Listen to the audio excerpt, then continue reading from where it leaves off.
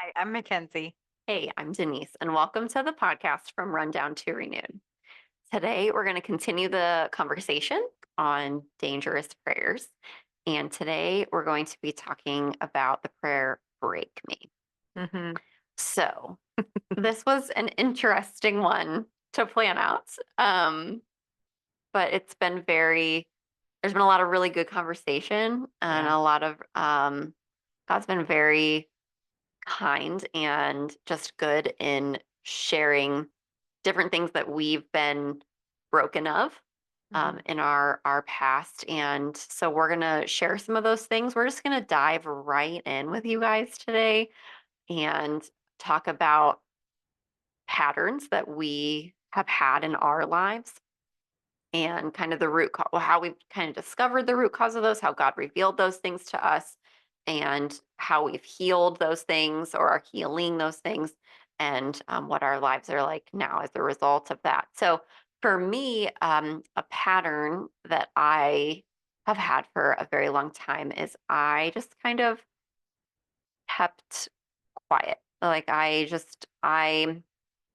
didn't necessarily use my voice in a way that I really felt mattered. Like even in just sharing my opinion on things, I just wouldn't do it. Hmm. There was a lot of, in the last episode we talked about fear, and that's basically where a lot of it stemmed from, this fear of like, well, what are people going to think about me? Am I going to say the wrong thing? Am I going to lose friendships? Am I going to lose relationships? Whatever that might be. And so what it boiled down to in like that root of that fear was I believed that I was a burden.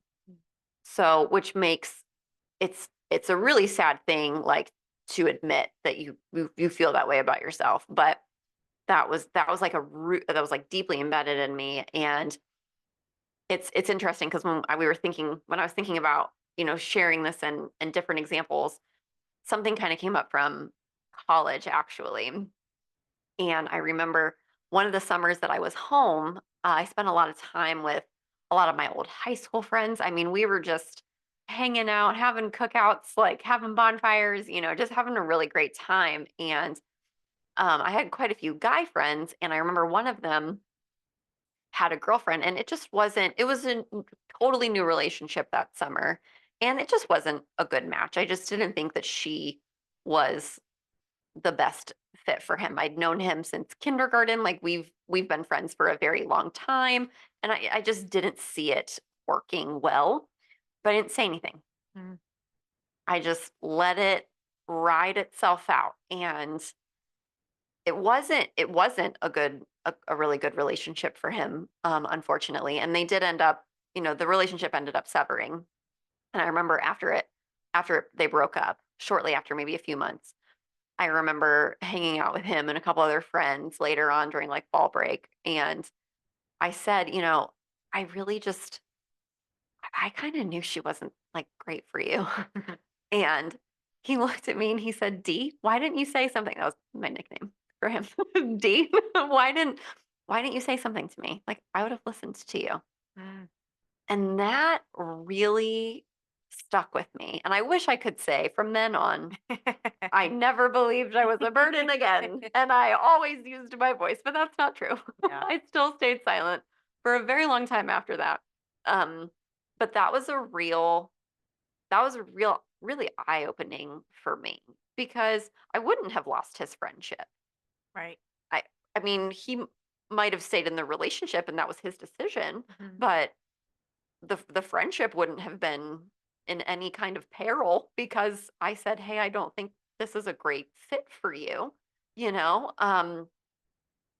it's when you have these deeply rooted beliefs that are lies, Hmm. you really do act out of those things, and don't necessarily realize that you're even doing it. And that was true. It was very true for me. And so when what really helped me see this was going through my divorce and being in therapy and starting to kind of untangle certain things in therapy. And that was when I started to really realize like this, I'm a burden, this whole thing. And so in therapy, we did some EMDR exercises, which if you're not familiar with that, it's eye movement. Shoot, what's the D? We looked this up before. Is we have a whole thing of, I'm so sorry. My brain just completely eye movement, I think Yes.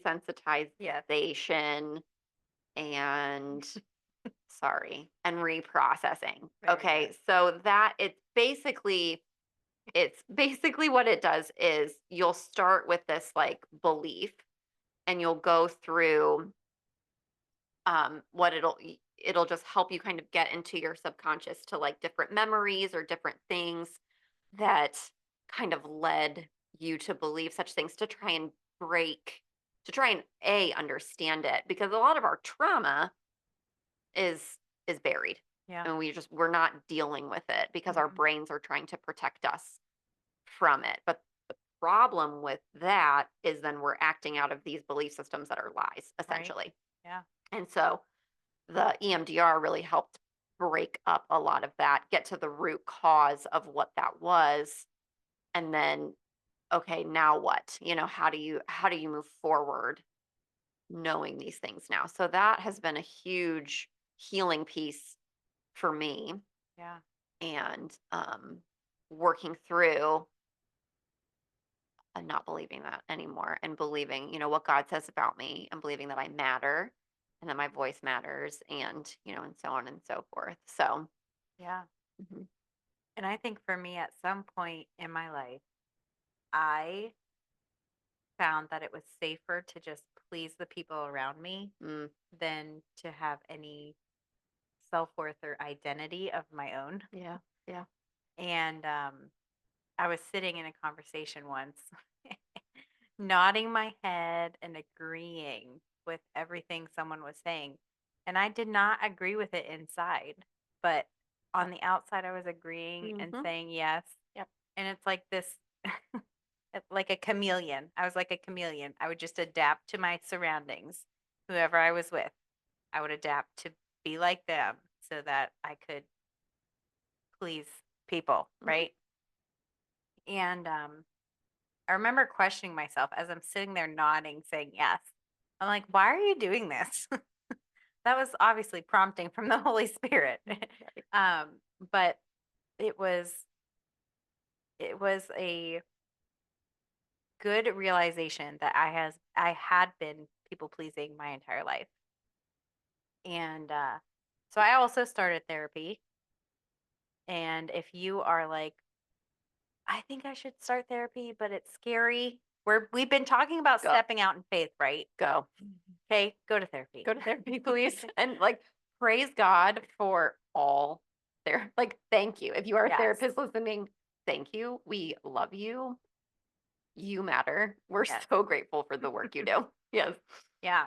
And Denise talked about EMDR. And, I actually researched someone that could do EMDR with me. And that's how I found my therapist. Hmm. Hmm. And we tried EMDR and it does not work for me. It does not work Yet, I think it will. yet. Yeah. Yeah. My body will not allow me to go back to certain things. So it just isn't working for me. But my therapist is amazing and has found something else that works really well for me. And it's called IFS and it stands for Internal Family Systems. And I won't go into the whole thing, but like if you've seen Inside Out with all the Mm. little Yeah. Yeah. parts inside of Riley's brain, that is what it is. It's like identifying different parts of yourself and talking to those parts and being like, hey, I'm a grown woman now. Like, Right. we don't have to be scared about what people think and Mm, all of these different things. So, therapy has definitely been healing. And we're both blessed to have really good Christian yeah. therapists. Solid. Yeah. Hmm. So, it's a blessing when my therapist just prays over me. And it's, I leave encouraged even when I am really sad. Yeah. Yeah. And I think like a good therapist because mine has had to, I mean, first of all, she's absolutely lovely, but she has had to kind of like we've been talking about in these podcasts of like break me, search me. It's like, okay, Denise, like wait. Like, like, and I think a good therapist will do that. Like, they Yeah. won't let you just like, Hmm. that Yeah. like go off the rails or like make these horrible decisions. I Hmm. mean, they can't control what we do, but Yeah. Inside of me, there is a really big fixer part. So that part comes out mm, a lot and is like, let's fix the problem. Let's get this done and over with. And mm, my therapist knows that and calls me out on it. yeah, So yeah, a therapist that will lovingly call you out on things, also look for that in a therapist yeah. for sure. Yeah. Yeah, absolutely. There in this book that we've been referencing, this Dangerous Prayers book, one of the quotes that stuck out to both of us when we were reading this Break Me section was it says, "It's doubtful whether God can bless a man greatly Mm. until he has hurt him deeply." And, we're being broken of pride and self confidence and self sufficiency and all these things that get in the way Mm. of God speaking to those patterns, speaking to those lies and those broken parts of us that we're operating out of. And we don't even know we're operating out of because it's just we've been so conditioned to just live in such a way. And so there's a real like beauty in the breaking. I know that we Mhm. hear the words break me and we all want to run for the hills. I mean, I remember when we when we were even like going back and forth like in text messages to each other when we're reading the break me section. It's like, Yeah. nope, nope, nope. Yeah. I don't want to read this. But but we both have experienced being broken and we Mhm. both have experienced what comes out of being broken. Right. And so I just want to remind us all of that. Like Hmm. it is not the most pleasant experience, but there is beauty that comes out of it. Yeah. Yeah. And I think a word of caution as we go through this is that when we don't allow ourselves to be broken and to heal, our hearts can be hardened. Yeah. Absolutely. And that's not something anything any of us want. It can be hardened with pride or a wounded ego can win out in Hmm. different situations. Yep. We can get bitter, we can be unforgiving, and this ultimately keeps us run down, right? And it's just, I'm sure when I say that, you think of someone that is all Mm. of those things, Yeah. right? Oh And yeah. that is someone that has chosen not to heal, to not Mm. pray these dangerous prayers. And most of us don't realize that by playing it safe and only praying for God to bless our hamburger and keep us safe, like we can hold on to the weight of these Mm. things and we risk missing out on something far more precious than our security and our comfort. Well, and when you think about it, like I think about our patterns that we just talked about, and it's like that was heavy. Yes. Like living in this Right. state of staying quiet, of not. And it's years of unpacking and it's Hmm. patterns that you now recognize as you move forward because it's not like those are just gone forever once Right. you Absolutely. notice it and start healing through it. They start popping up in different ways Yeah. and it's just another test of like, okay, Hmm. am I Hmm. going to choose this or choose Yes.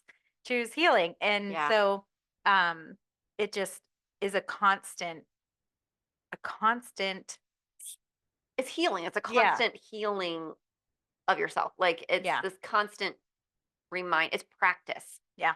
That's what I remember. That's what someone in my small group said when I was like kind of sharing my story and Mm, then sharing some of the things that I'm dealing with now. And she just so kindly was like, you just need practice. yeah. You're just not like this is all very new to you. Hmm. You just need practice. And Right. that's And our brains are neuroplastic, right? So when we take small steps in these yeah. things, kind I- of like we were We're talking talking about about earlier, the comfort. when Yes. we were talking about this in We our keep personal coming life. back. We Uh, so what we do, like when we just step out in faith for one thing, yeah. it's changing our brain waves Yes. and the wiring of our brain, and it's Hmm. telling us, you know what, this is actually safe. You're okay. Yeah. Yeah. And we talked about affirmations in an episode Mm, before, and that ties into that, like that rewiring of your brain, like that's part of this pattern piece too. Right. It really is. And so I think like when I look at my life now, Mhm. I am using my voice. I'm standing up for myself. I'm Yeah. standing up for the things that I believe in. I'm telling myself to it's not like arrogant or hurtful or mean Right. to say what I need to say because I can say those things in a kind way. Right. I'm not responsible for how people handle Mhm. what I say. I'm only responsible for myself, but I can, right? Like I can remind myself of that. Like I'm allowed to use my voice. And what's really been such a gift is especially over the last, I don't know, maybe like 4, 5 months or so, like I'm using my voice now to like teach people, to encourage them, Mhm. to equip women, Mhm. right? To remind women of, and I mean, I have great guy friends too. Yeah. But to remind people of like who they are in God, like how valuable they are. Right. I'm not afraid anymore. Like I'm not hiding Mhm. behind fear or this burden mentality. Yeah. Yeah. And through people pleasing, not using my voice was another part of that too. So I am confident in who God says that I am versus Mm-hmm. what other people say. So good. And I'm able to again encourage women to be confident through Christ as well, and using my voice and not caring what other people are going to think about what I say, because there's a lot of people out there with opinions, and the only opinion that matters is Jesus to me. So Well, and that's a powerful stance to take. yeah, Yeah. absolutely. Yeah. And I think about there's a prostitute in the Bible in Matthew 26. I encourage you to go read it. But she had an alabaster jar that she poured over Jesus's head. There's a cat that just jumped up onto the table. um, but this alabaster jar would be like 1 year's. Look at him. He just wants to say hello. There we go. The Keep butt. going, Kobe. So if you're not on video watching that, a cat just crossed the Yeah. screen. He You missed should out. watch us on YouTube. um, so this alabaster jar, it would be like you working and getting paid your salary for one whole year and then dumping it all at once.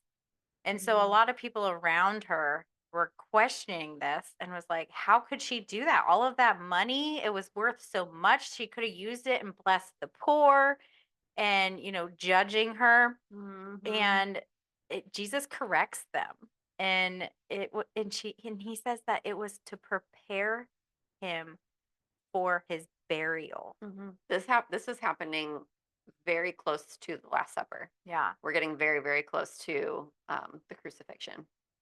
So he in the Bible it says that what she has done will be told in memory for her forever. Mm. This is a prostitute that God is using, and now we still talk about it today. And imagine what he can do for you. It is so exciting to feel God's love for us, his concern for us, his Mm. desire to break us in really good ways. Yeah. Yeah. And I think about this this breaking Mm. that we both have been through. And, in the book, in the Dangerous Prayers book, he is talking about when he was starting the church.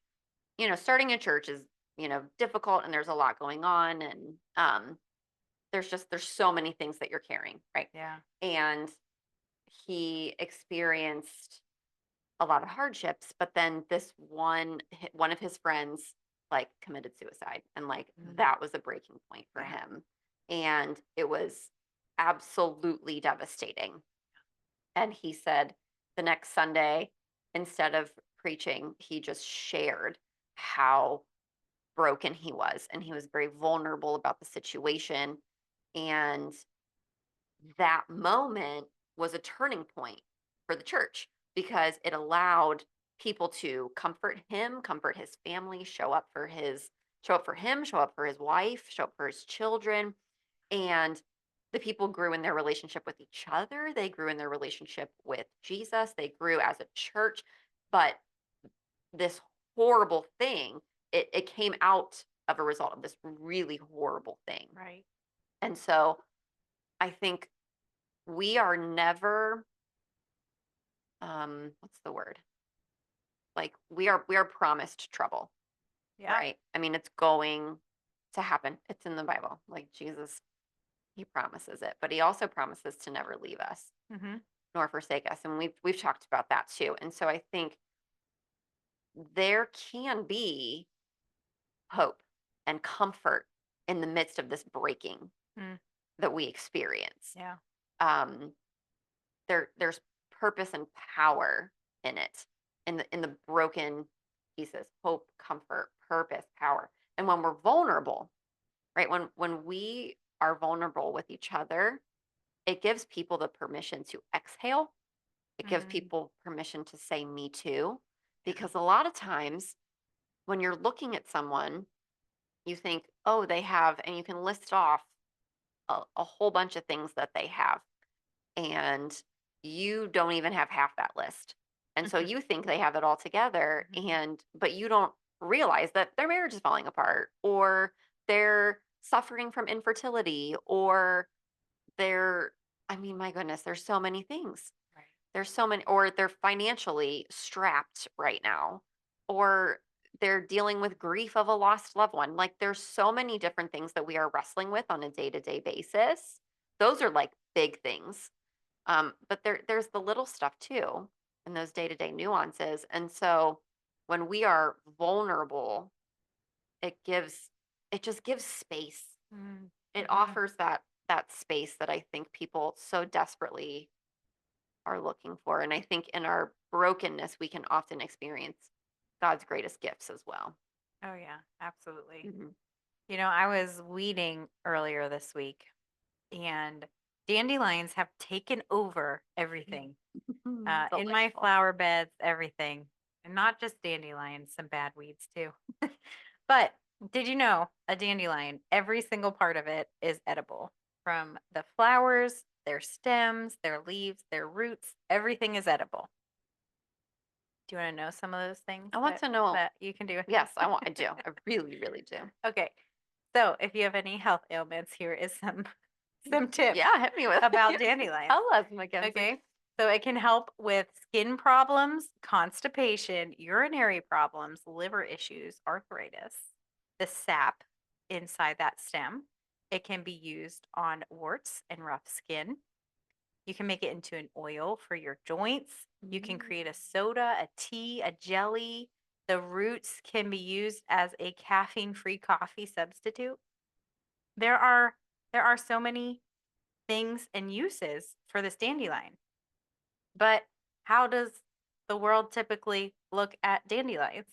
It's a weed. It's a weed. Pull it up. Get it out, spray it with chemicals. We don't want it, right? And I think that a lot of times when we look at our trials, we're like, we don't want it. Spray it with the killer. Yeah. Get it out of Get it out. here. Yep. And all we have to do is rip it out, go to the roots. And that's another thing. When you try to rip out a dandelion, you rarely ever get the roots, right? Yeah. They're so deep. You And they're typically just, hard to pull they up. are.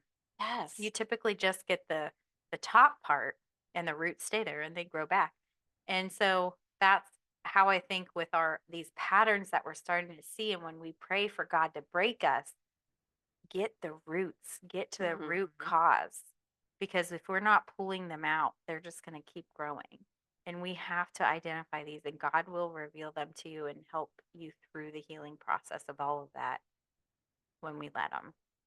Yeah, absolutely. And it's, they're one of my favorite verses or scripture passages is James 1:2-4, and it talks about trials, right? It says, consider it pure joy, my brothers and sisters, whenever you face trials of many kinds, because you know that the testing of your faith produces perseverance. Let perseverance finish its work so that you may be mature and complete, not lacking anything. Mm, And I mean, nobody wants to go through hard things. Nobody wants to deal with trials, but here it's like, consider it pure joy, Yeah. right? Because the testing of your faith is going to produce perseverance. Hmm. It's going to make you stronger. It's going to birth something new in you. It's going to get those roots out Yep. of these belief systems and patterns and things that are not serving you, that are not serving God, that are not helping anyone in any way, Hmm. especially you. Right.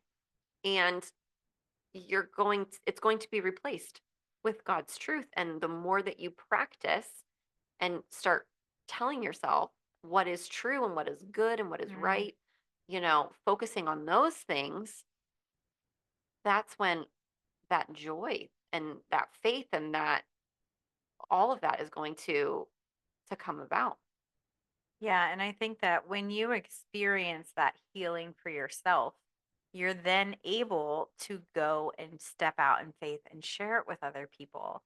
You're able to break generational patterns Yes. within your own home. Yes. And like a year ago, we would not have been able to do this podcast. No. Well, that was really the beginning of our breaking, was a Yes. year or so Yeah. ago. Yeah. Yeah. And just like the dandelion, how every single part can be used. Guess what? God can use every single part of our trials. Yes. And I think that that is just so encouraging. Well, and it's just he's he's got it. Like he Hmm. will. He absolutely will use it when we surrender that. When Yes. we're in the thick of it, Hmm. when there is breaking happening and we surrender, God's like, "Yes, like let's go." Like he's ready. Yeah. And so as we kind of wrap up, as we've hit some harder things tonight, we're hoping that you experience some hope and joy and goodness out of it. We want to leave you with some questions. We're going to chat through these in the Facebook group. So if you Hmm. aren't in there yet, get on over there. We would absolutely love to have you there. But we would love for you to think through, what are you missing out on because you are committed to avoiding any pain or discomfort. Hmm. And if you had the courage to pray, break me, what do you think God might do? Great questions. Yeah. Yeah, we're excited to chat more with you guys. All right. If you're feeling run down, There is space for you at our table.